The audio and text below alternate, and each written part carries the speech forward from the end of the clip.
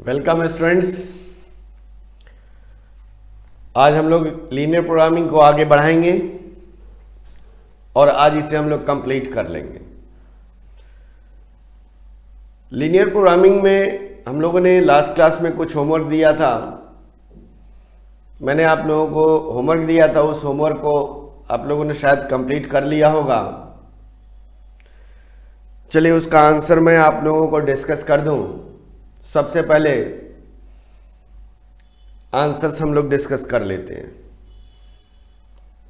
तो आज हम लोग ये टॉपिक कंप्लीट कर लेंगे ताकि इसमें कोई भी और डाउट हो तो फिर आप लोग व्हाट्सएप पे कर सकते हैं। चलिए, हमारे पास डाउट का अभी तक नहीं कुछ आया, लेकिन जो होमवर्क दिया था उसका आंसर मैं बता दूं। क्वेश्चन नंबर 7 होमवर्क दिया था मैंने। क्वेश्चन नंबर 7 दिया था।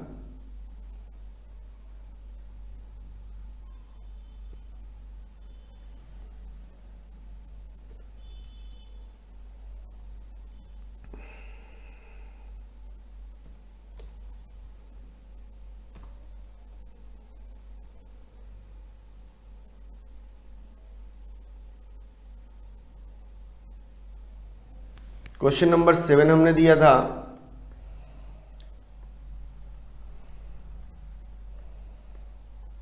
Question number 7,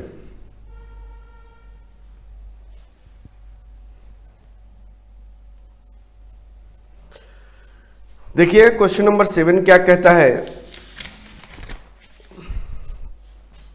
A person interested to investing rupees 50 lakh in a mix of investment, 50 lakh रुपया इन्वेस्टमेंट करना चाहता है। The investment choice expected to return on each of them are, क्या कहता है कि कितना कितना इन्वेस्टमेंट कि एक्सपेक्टेड रिटर्न क्या है, रेट ऑफ रिटर्न क्या है जहां वो इन्वेस्टमेंट करेगा। सबसे पहला यहां पे है म्यूचुअल फंड। म्यूचुअल फंड में 12% का रेट ऑफ रिटर्न है, 0.12 is the 12%। Mutual fund B में 9% है, money market fund 8%, government bonds 0.085, share Y 16%, share X 18%। The investor wants at least 35% of his investment in government bond. Because of higher perceived risk of the shares, he has specified that combined investment in these not to exceed 80,000. क्या कहता है investor? Condition क्या कहता है कि कम से कम 35% government bond में investment होना चाहिए, टोटल इन्वेस्टमेंट का 35%।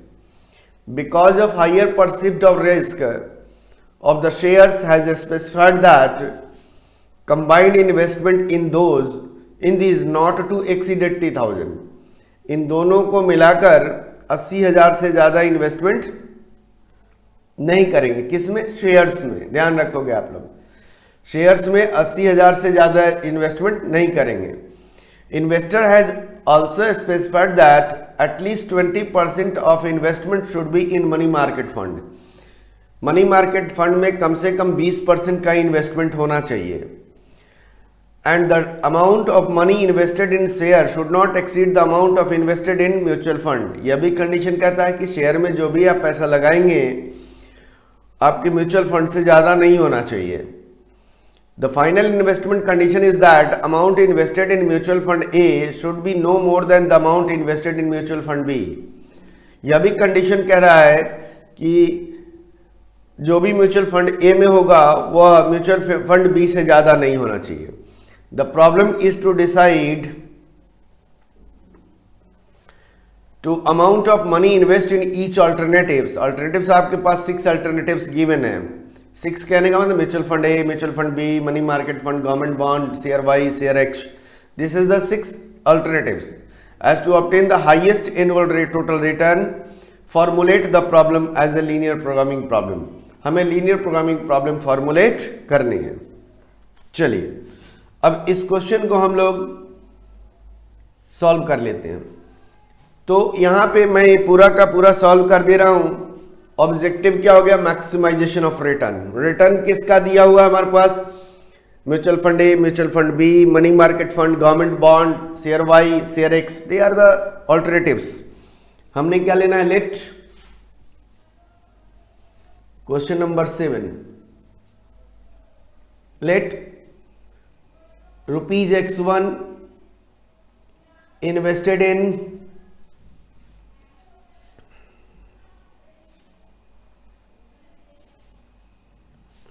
rupees x1 invested in mutual fund A, rupees x2 invested in mutual fund B, rupees x3 invested in money market fund. मैं शॉर्ट में लिख रहा हूं, आप लोग ध्यान रखना. Rupees x4 invested in government bond, rupees x5 invested in share Y, and rupees x6 invested in share x. यह है objective maximisation of profit. Objective क्या है?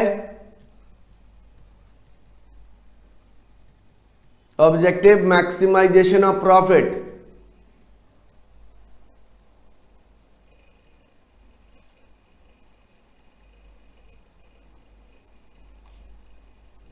सॉरी, मैक्सिमाइजेशन ऑफ रिटर्न लिखो, प्रॉफिट मत लिखो. Maximisation of return, maximisation of return. Z equal to mutual fund A में कितना हमारे पास है? 12% का रिटर्न है, तो 0.12x1 रिटर्न आ जाएगा. म्यूचुअल फंड बी में 0.09x2 प्लस क्या आएगा हमारा? मनी मार्केट फंड 8% है, 0.08. Government bond 8.5%, 0.085 x4. Share Y 16%, 0.16 x5. Share X 18%, 0.18 x6. Objective आ गया. Subject to constraints.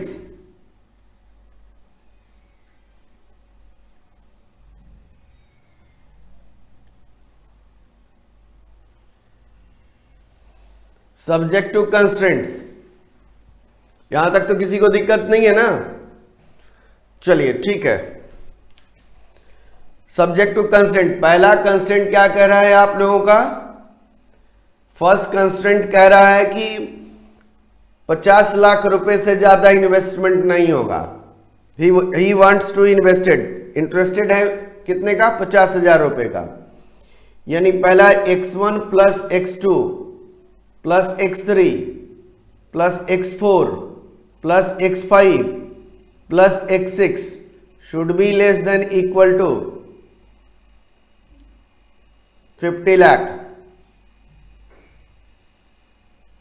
50 लाख तक का इन्वेस्टमेंट करेगा.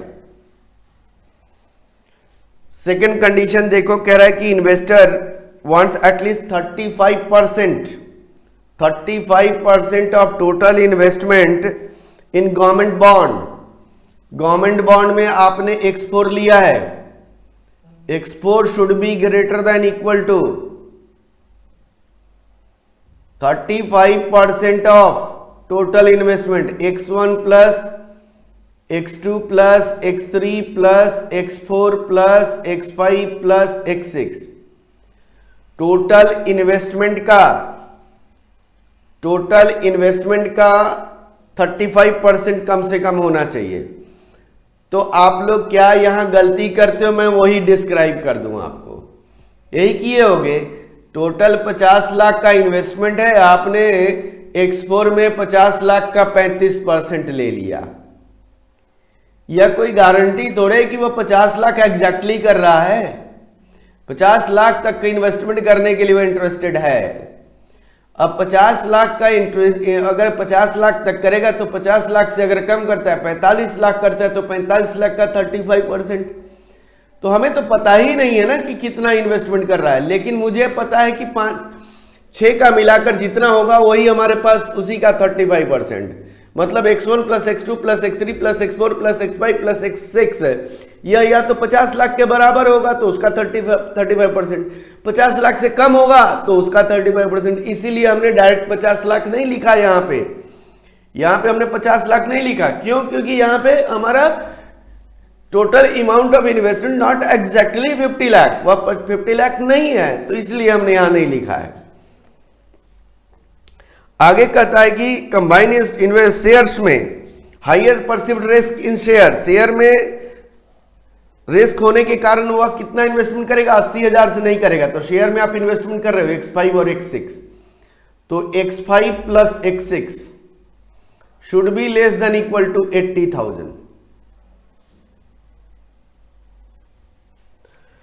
इसके बाद कहता है कि the investor has specified at least 20% invested in money market fund. Money market fund आपने क्या लिया, x3 लिया ना, मनी मार्केट फंड x3 लिया है। तो x3 में कम से कम 20% ऑफ टोटल इन्वेस्टमेंट, मतलब x1 plus x2 plus x3 plus x4 plus x5 plus x6, ये हो जाएगा। The amount invested in share should not exceed the amount invested in mutual fund. ये अभी क्वेश्चन में कह दिया है, तो आप ध्यान दो, अमाउंट इन्वेस्टेड इन शेयर, तो x5 plus x6 should not be greater then, यानी क्या होना चाहिए, अधिक नहीं होना चाहिए। किससे? शेयर म्यूचुअल फंड से। म्यूचुअल फंड में हमारे पास कितना है, x1 plus x2। And lastly हमारे पास क्या कहता है, म्यूचुअल फंड ए में म्यूचुअल फंड बी से ज्यादा नहीं होना चाहिए। तो म्यूचुअल फंड में x1 है वह बी से ज्यादा नहीं होना चाहिए, x2 से ज्यादा नहीं होना चाहिए। x1 is less than equal to x2। And lastly x1, x2, x3, x4, x5, x6 should be greater than equal to 0। यही तो है इसमें, इस क्वेश्चन में। चलिए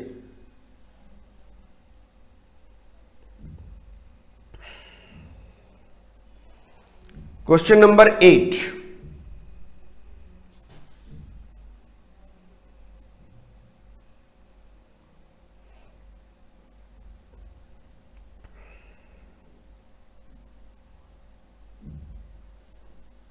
क्वेश्चन नंबर 8,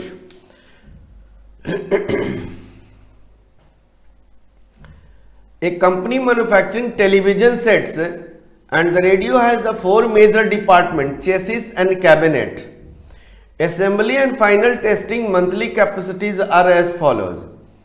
देखो, किसी भी मैन्युफैक्चरिंग कंपनी है जिसके 2 टेलीविजन सेट्स और रेडियो सेट्स बनाने का है, जिसके पास 4 डिपार्टमेंट है। डेटा क्या देखते हो, देखो ध्यान से जरा देखोगे। चेसिस कहता है मंथली कैपेसिटी, वर्ड लिखा हुआ है।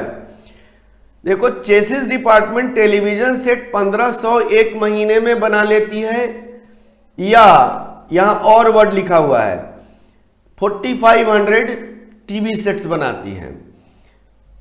उसी तरीके से कैबिनेट हमारे पास एक महीने में 1000 बनता है, या आप बना सकते हो 8000 रेडियो सेट्स। तो जो हमने बेल्ट वाला जो क्वेश्चन था, क्वेश्चन नंबर 3 जो था, उसमें हमने यही तो देखा था कि 500 बेल्ट ए बनेगा या 1000 बी बेल्ट बनेगा पर डे। तो वहां पर डे था, यहां पर मंथ है, तो मंथ को डे में कन्वर्ट करने की जरूरत नहीं है, नॉर्मल 1 मंथ ही मान के चलोगे। कंट्रीब्यूशन दिया हुआ है, Contribution of televisions is 150 each and radio is 25 each. Obviously contribution दिया हुआ तो ऑब्जेक्टिव क्या होगा? Maximisation of contribution. तो first is maximisation of contribution. अब देखो कि अगर मैंने कहा कि X1 टेलीविजन, अगर X1 टेलीविजन अगर लिया जाए तो X1 टेलीविजन अगर मैं लेता हूं तो X1 टेलीविजन बनाने में कितना समय लगेगा चेसिस डिपार्टमेंट पे? तो 1500 एक महीने में बन रहा है, तो एक बनाने में 1/1500 हो जाएगा, तो X1 बनाने में X1/1500. सेम वही लॉजिक यहां लगेगा. तो आप लोग ध्यान रख लेना इसको. चलिए question number 8.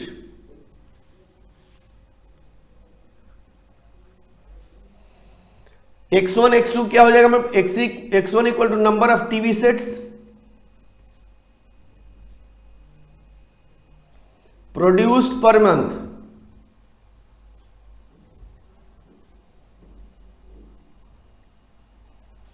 and X2 is equal to number of TV sets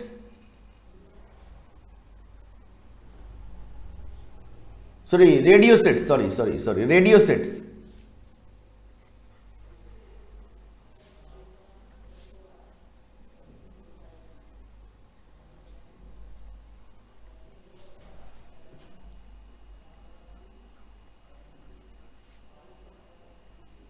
per month. Objective maximization of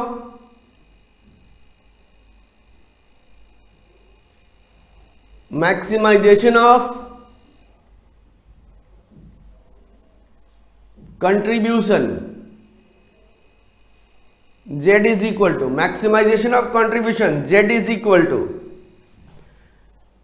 आपको कितना हो रहा है कंट्रीब्यूशन टीवी सेट्स पे 150, तो 150 X1 plus 25 X2 plus 25 X2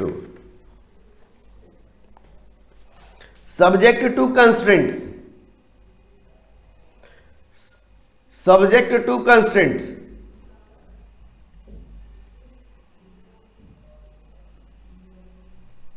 subject to constraints. पहला कंस्ट्रेंट कहता है हमारे पास चेसिस डिपार्टमेंट.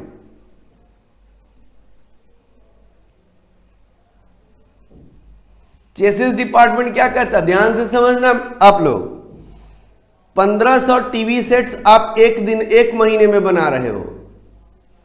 एक टीवी सेट्स बनाने में 1/1500 मंथ टाइम लगेगा. X1 बनाने में कितना लगेगा? X1/1500 यही आएगा कि नहीं आएगा? तो X1/1500. उसी तरीके से रेडियो सेट्स का कितना हो जाएगा? X2/4500 should be less than equal to 1 month से ज्यादा नहीं लेना है हमें टाइम. चेसिस डिपार्टमेंट के बाद आता है cabinet department.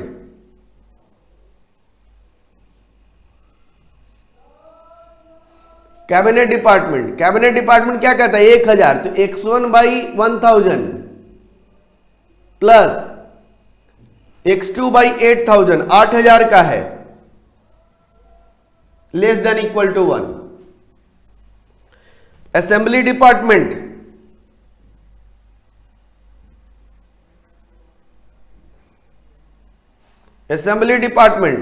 X1/2000 plus X2/4000 should be less than equal to 1. Testing department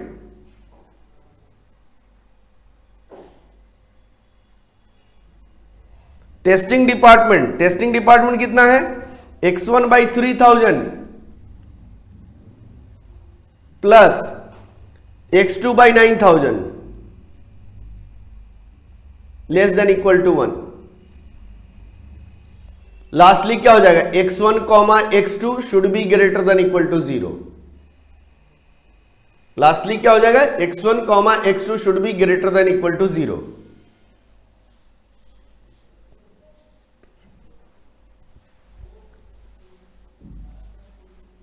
ठीक है.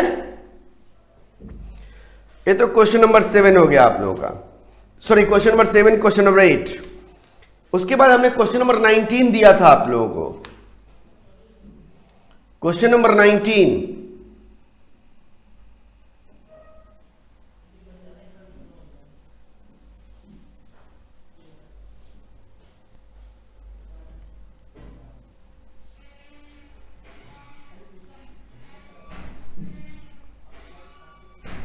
क्वेश्चन नंबर 19 देखो, मैं इसी में आप लोगों को बता देता हूं आप लोग क्या करोगे इसमें। In a factory 3 products A, B and C are produced. There are possibilities of applying to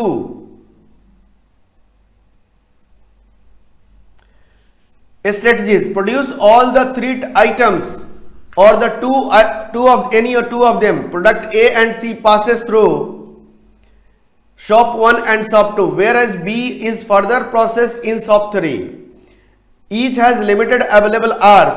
profit per unit A B C का दिया हुआ है, प्रॉफिट आपका प्रॉफिट ए बी सी दिया हुआ है, तो प्रॉफिट ए बी सी दिया हुआ है तो प्रॉफिट मैक्सिमाइजेशन हो गया, सिंपल सी बात है। ए का कितना है 27 रुपीज प्रॉफिट है, बी का 29 है और डी का हमारे पास सी का कितना है 25। Hours available in shop 1, shop 2, shop 3। 111 नहीं है, shop 1, shop 2, shop 3 are 162 hours, 189 hours and 5 hours respectively. The following table give the processing time of the difference. देखोगे जरा, अब हमारे पास क्या आ गया, अब शॉप 1 पे कितना टाइम अवेलेबल है, शॉप 1 पे 169 है, यानी यहां पे आप लोग लिखो 169। शॉप 2 में कितना हमारे पास है 189 और शॉप 3 में कितना है 5 आवर्स। प्रॉफिट आपके पास यहां लिख दोगे तो कितना हो गया हमारे पास 27, ए में 27 है, यहां लिखोगे 27, यहां लिखेंगे हम 20, यहां लिखेंगे 29 और यहां लिखेंगे 25, तो ऑब्जेक्टिव मैक्सिमाइजेशन ऑफ प्रॉफिट हो गया। चलिए इसका आंसर क्या होगा, फटाफट लिख लीजिए जरा।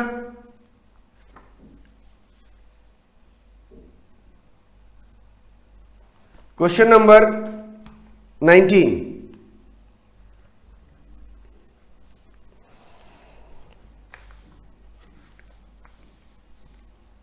हमारे पास हो जाएगा ऑब्जेक्टिव प्रॉफिट, ऑब्जेक्टिव हो गया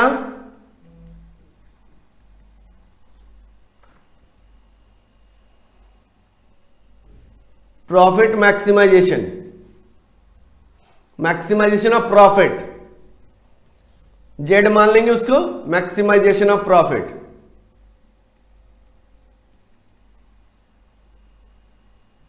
maximisation of profit z equal to 27x1 plus 29x2 plus 25x3। ABC का ले लिया हमने, एबीसी 1 क्या है x1 x2 x3, subject to constraints.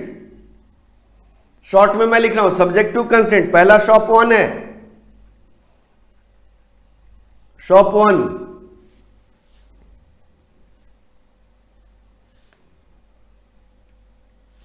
Shop 1 कितना हो जाएगा 27x1 plus 12x2 plus 12x3 less than equal to 162।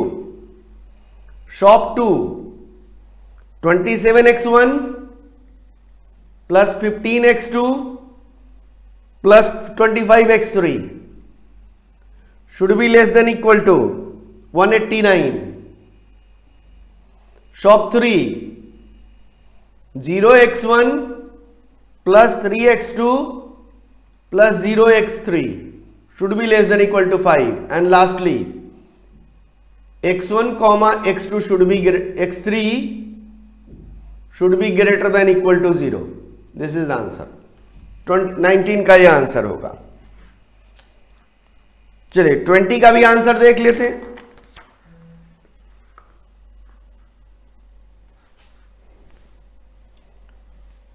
Again इसको देखते हैं,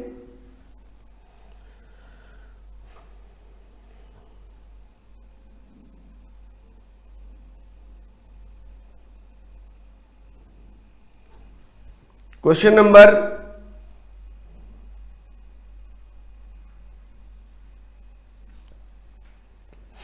question number 20,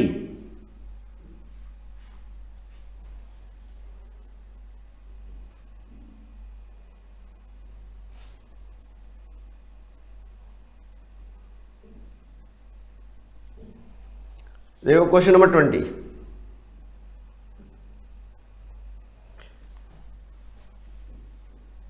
A company engaged in manufacturing 3 product ABC, available data given below। Minimum cell requirement ABC का दिया हुआ 20, 40 and 60, कम से कम इतना सेल होना चाहिए। ऑपरेशन आवर्स रिक्वायर्ड दिया हुआ है प्रोसेस 1 प्रोसेस 2 पे, और ABC की प्रॉफिट दी हुई है और अवेलेबल टाइम प्रोसेस 1 का दिया हुआ, formulate LPP to maximize the profit. तो ऑब्जेक्टिव तो मैक्सिमाइजेशन ऑफ प्रॉफिट है। चलिए इसको भी आप लोग आंसर लिख लीजिए जरा। गलतियां कहां होगा सो मैं बता देता हूं, अभी आप लोग क्या छोड़ेंगे इसमें। सो पहले तो मैक्सिमाइजेशन ऑफ प्रॉफिट, पहला ऑब्जेक्टिव हो गया आपका मैक्सिमाइजेशन ऑफ प्रॉफिट।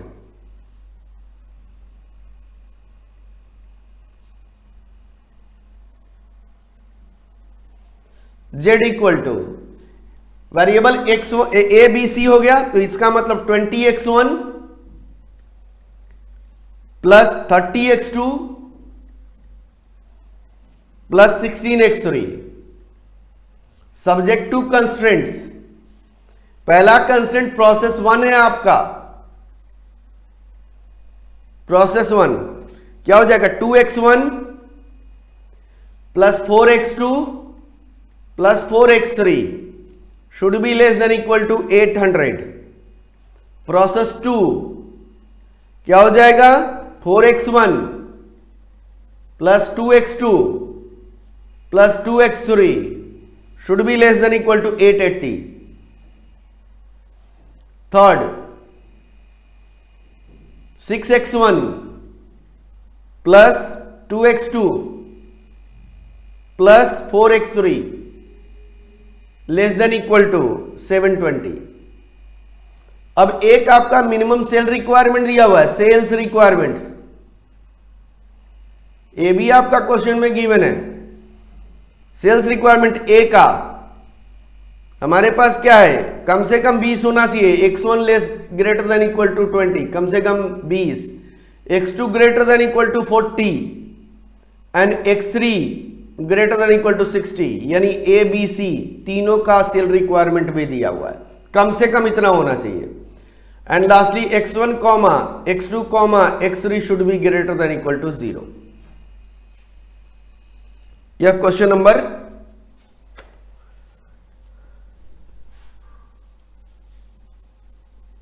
20 का आंसर है।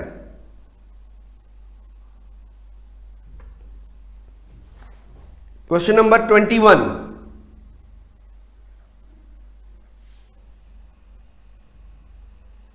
Question number 21,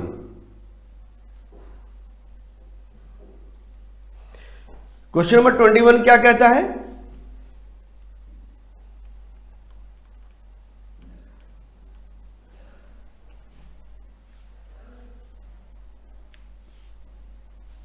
A manufacturing company produces 3 types of equipments. W1, W2, W3. All the types of equipment are first required machining work followed by assembly. बिल्कुल ठीक है। पहले मशीन वर्क, ये 3 equipment बनाने W1, W2, W3, तो पहले machining work होगा, फिर उसके बाद असेंबलिंग पे जाता है। तो ऑब्वियसली मशीनिंग टाइम पे अलग टाइम लगेगा और असेंबली भी अलग लगेगा। दिया हुआ W1 का मशीनिंग टाइम 15 घंटे का है और असेंबली 4.4 आवर्स। W2 का यहाँ मशीनिंग टाइम और असेंबली टाइम दिया हुआ है। W3 का भी दिया हुआ है और टोटल टाइम मशीन का अवेलेबल दे दिया है, ये भी दे दिया आपको।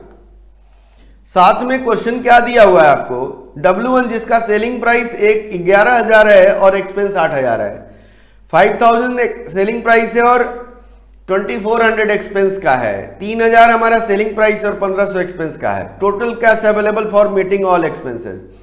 खर्चे मीट करने के लिए हमारे पास 1,30,000 का है। Formulate LPP to maximize the profit.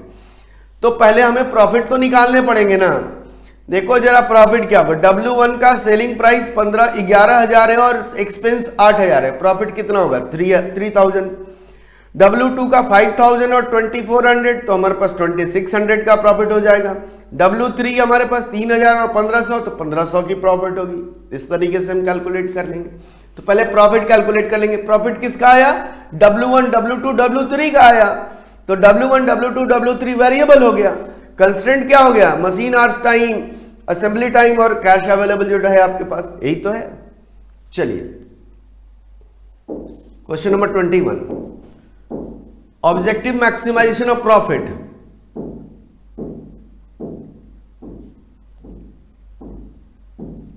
Maximization of profit, Z equal to कितना हो जाएगा, देखोगे 11,000 में से 8,000 माइनस करेंगे इंटू x1 प्लस 5,000 में से 2,400 माइनस करोगे खर्चे या x2, अब प्लस 3,000 में से 1,500 माइनस करोगे, ये हो गया x3। यानी हमारे पास आ गया 3,000 x1 plus 2,600 x2 plus 1,500 x3 subject to constraints.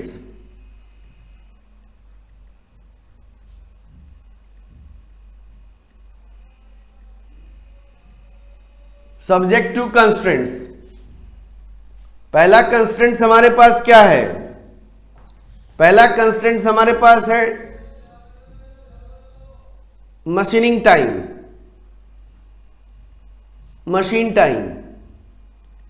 Machine time कितना है 15x1 W1 पे लग रहा है 15x1, W2 पे 13 लग रहा है 13x2 प्लस W3 पे 12 आवर्स लगा है 12x3 should be less than equal to 4,000।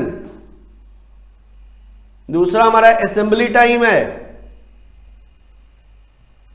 Assembly time, assembly time में कितना हो जाएगा हमारे पास 4.4x1 plus 3.5x2 plus 4x3 less than equal to 1240। Cash कितना अवेलेबल है 1,30,000, किस लिए, मीटिंग एक्सपेंसेस, खर्चे मीट करने के लिए। खर्चा आप कितना कर रहे हो 8,000 x1 plus 2,400 x2 plus 1,500 x3 should be less than equal to 1,30,000, यह कैश अवेलेबल है। And lastly x1, x2, x3 should be greater than equal to 0। ये तो आपका लास्ट क्लास का होमवर्क का आंसर है, मैच कर लिए होंगे आप लोग। चलिए अब आते हैं हम लोग क्वेश्चन नंबर 10 पे। Question number 10,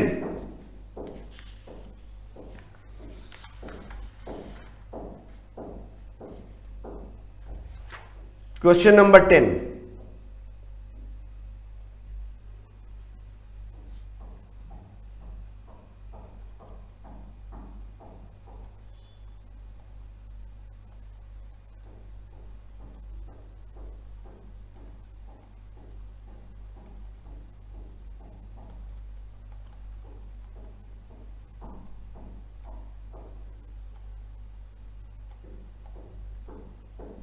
question number 10,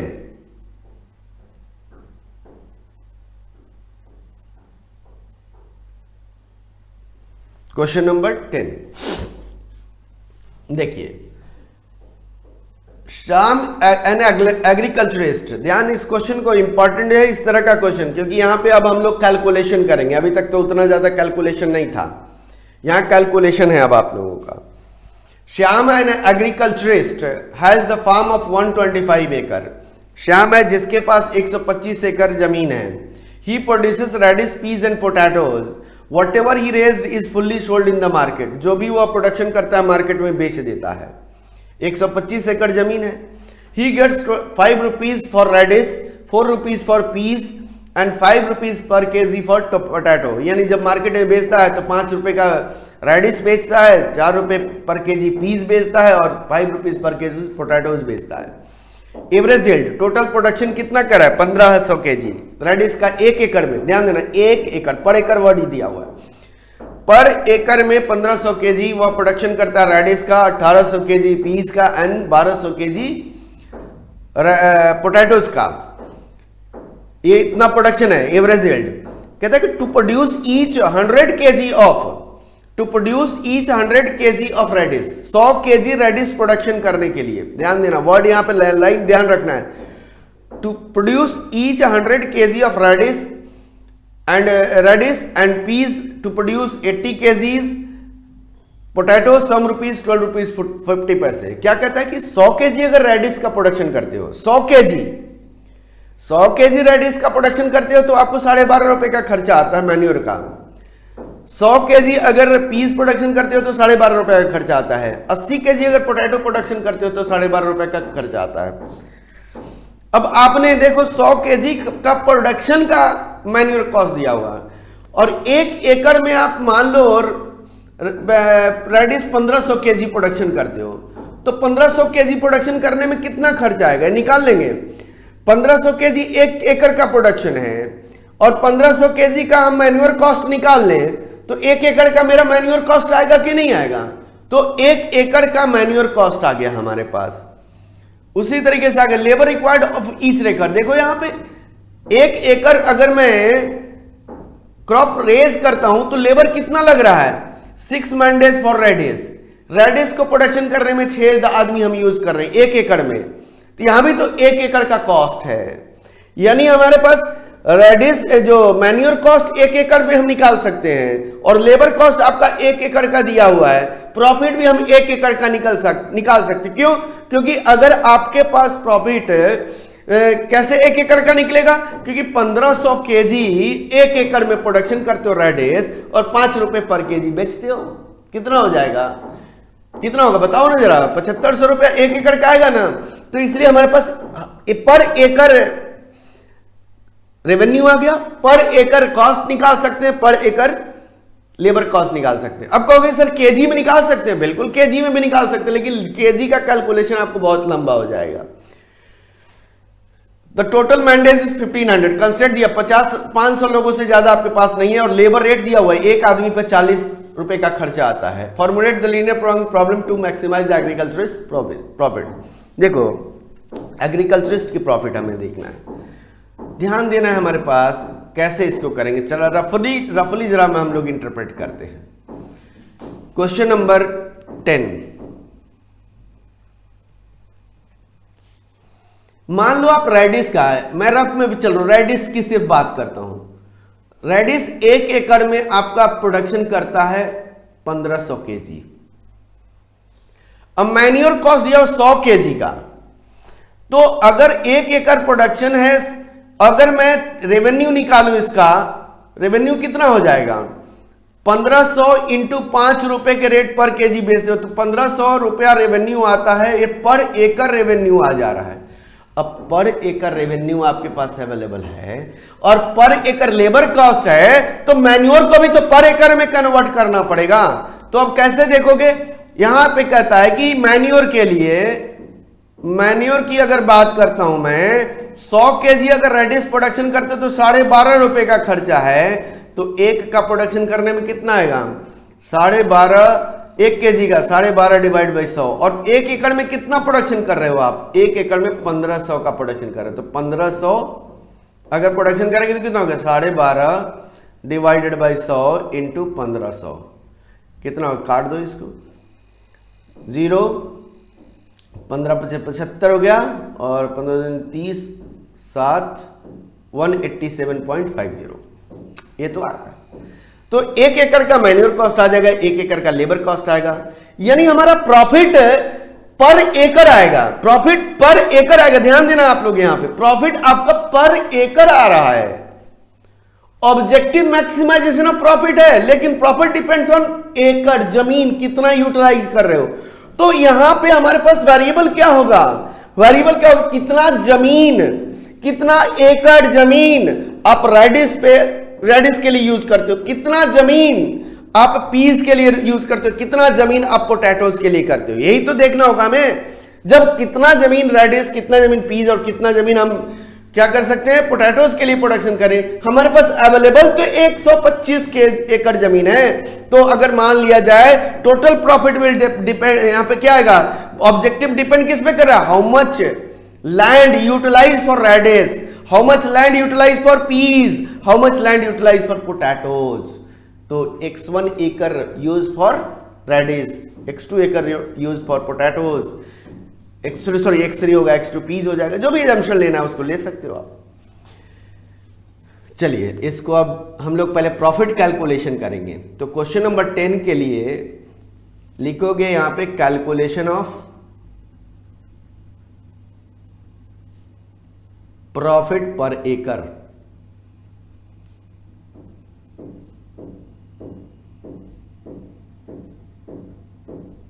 of each crops.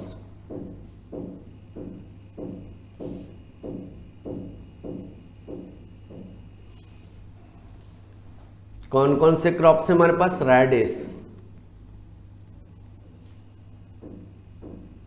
Piece, potatoes. Production पर एकड़ दिया हुआ है, यील्ड पर एकड़ या केजी में आपको दिया हुआ है 1500। इसका कितना दिया हुआ है 1800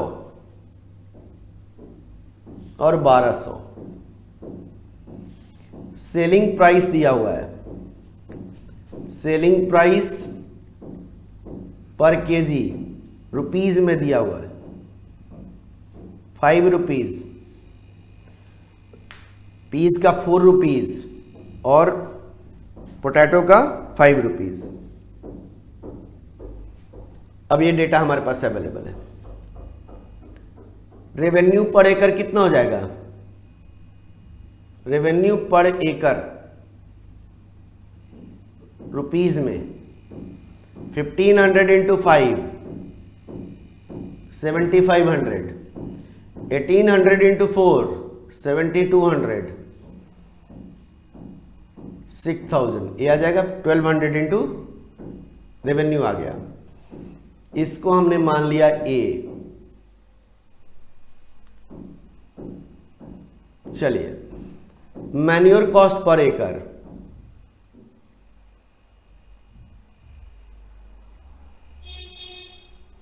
ये भी रुपीज में आएगा। क्या कहता है 12.5 रुपया 100 केजी के लिए। तो 1 केजी का निकालेंगे तो 12.5 डिवाइडेड बाई 100, आप कितना प्रोडक्शन कर रहे हो 1 एकड़ में, 1500 से मल्टीप्लाई कर दोगे, ये रिजल्ट आपका 187.50 आ जाएगा। कैलकुलेट कर लो जरा, 12.50 डिवाइडेड बाई 100 इंटू 1800, ये भी आ जाएगा। यहां कितना हो जाएगा 12.50 डिवाइडेड बाई 80 इंटू 100, सॉरी 1200,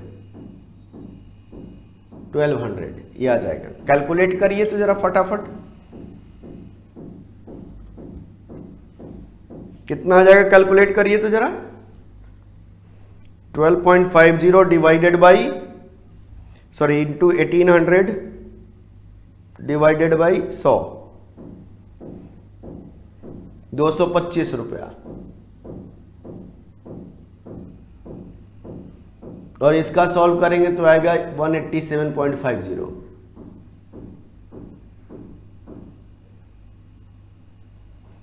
इसको हमने बी मान लिया, इसको हमने बी मान लिया। चलिए इसके बाद आता है लेबर कॉस्ट पर एकड़। लेबर कॉस्ट पर एकड़ रुपीज में।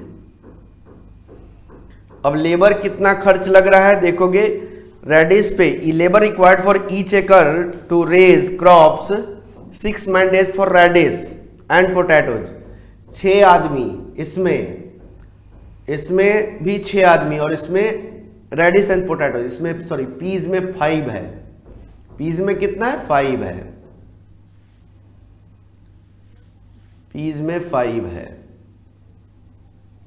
और यहां 6 है। अब बताओ एक आदमी को हम कितना पे ऑफ कर रहे हैं, 40 रुपीज का 40 से मल्टीप्लाई कर दें तो ये आ गया हमारे पास 240, ये हो गया हमारा 200 और ये हो गया 240, और हमने इसको मान लिया सी, हमने इसको मान लिया सी।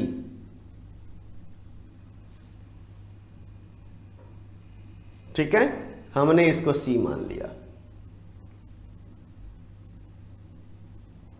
अब प्रॉफिट निकालना है, प्रॉफिट पर एकड़, प्रॉफिट पर एकड़ रुपीज में आएगा। कैसे निकालोगे, ए में से बी और सी को माइनस कर दें तो आ जाएगा हमारा कितना, कैलकुलेट करिए फटाफट, जल्दी से कैलकुलेट करते चलिए आप लोग।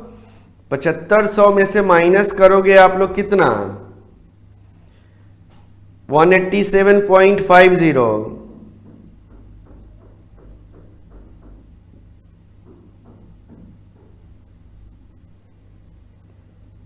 Minus 240,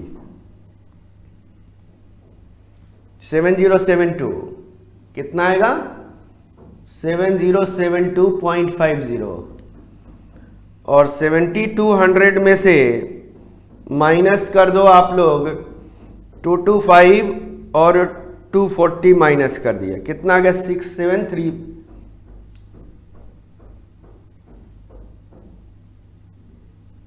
7200 minus 225 minus 200, 6775, 6000 minus 187.50 minus 240, 5572,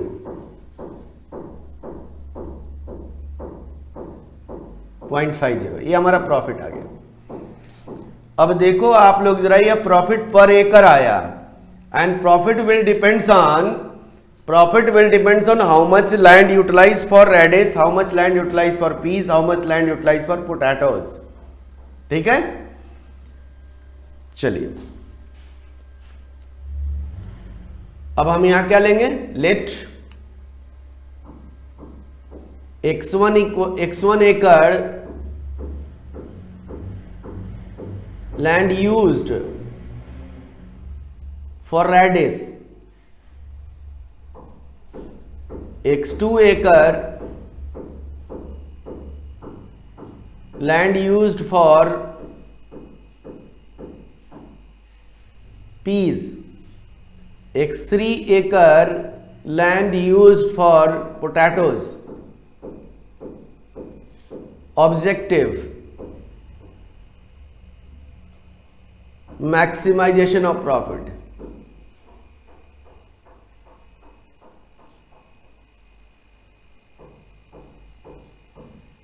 Z equal to कितना हो जाएगा, 7072.50 x1 plus 6775 x2 plus 5572.50 x3, subject to constraint, subject to constraints,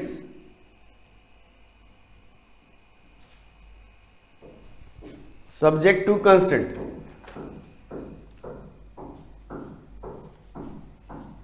पहला कंस्ट्रेंट आपके पास क्या है, जमीन, लैंड कितना है 125 एकड़, तो x1 plus x2 plus x3 should be less than equal to 125 एकड़।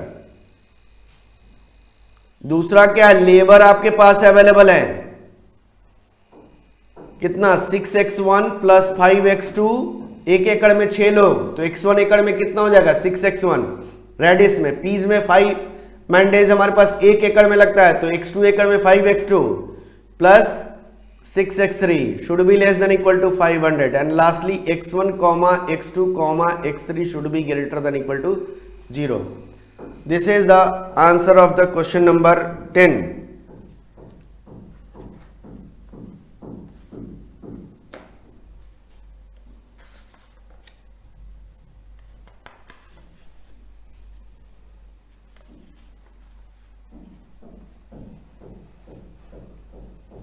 हो गया होगा सभी का।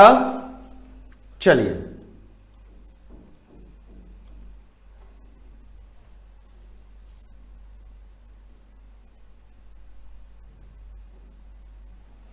इसी तरीके का क्वेश्चन आपका क्वेश्चन नंबर 16 होमवर्क है। आप लोग क्वेश्चन नंबर 16 होमवर्क है, इस क्वेश्चन को आप लोगों को क्वेश्चन नंबर 16 कर लेना है। क्वेश्चन नंबर 16 आप लोग कंप्लीट कर लेना है। आपके लिए सिर्फ एक होमवर्क है।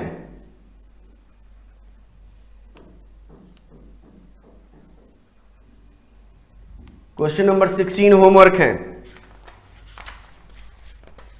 क्वेश्चन नंबर 22 होमवर्क है, एक नहीं दो। क्वेश्चन नंबर 22, क्वेश्चन नंबर 23, यह 3 क्वेश्चन आप लोगों को होमवर्क है। इतना तक का क्वेश्चन आप लोगों को कर लेना है, छोड़ना नहीं है। अब इसमें एक एक क्वेश्चन अब कर लेना है इसको। अभी इसमें 1-2 क्वेश्चंस हैं, नेक्स्ट क्लास में कंप्लीट होगा। आज कंप्लीट नहीं हो पाएगा, नेक्स्ट क्लास में हम इसको कंप्लीट कर लेंगे। Okay, happy learning.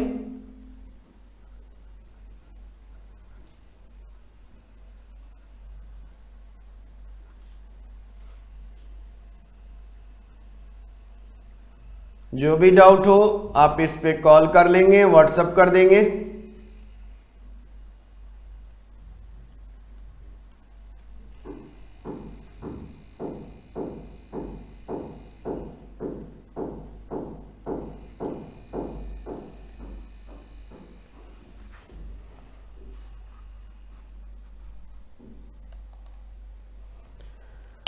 आप लोगों ने आज लीनियर प्रोग्रामिंग के कुछ और भी क्वेश्चंस हमने किए, जिसमें आपको देखा कॉस्टिंग से रिलेटेड भी क्वेश्चन है। अभी एक और 2 क्वेश्चन और भी है कॉस्टिंग का आएगा, तो नेक्स्ट क्लास में करा देंगे उसको। आप लोग उसको कंप्लीट कर लीजिएगा और उसके बाद लीनियर प्रोग्रामिंग में बहुत सारी चीज़ें खत्म हो जाएगी और उसमें सिर्फ हम लोगों को करना है आगे एक मेथड्स में डुअलिटी का, वो भी हम लोग डिस्कस कर लेंगे।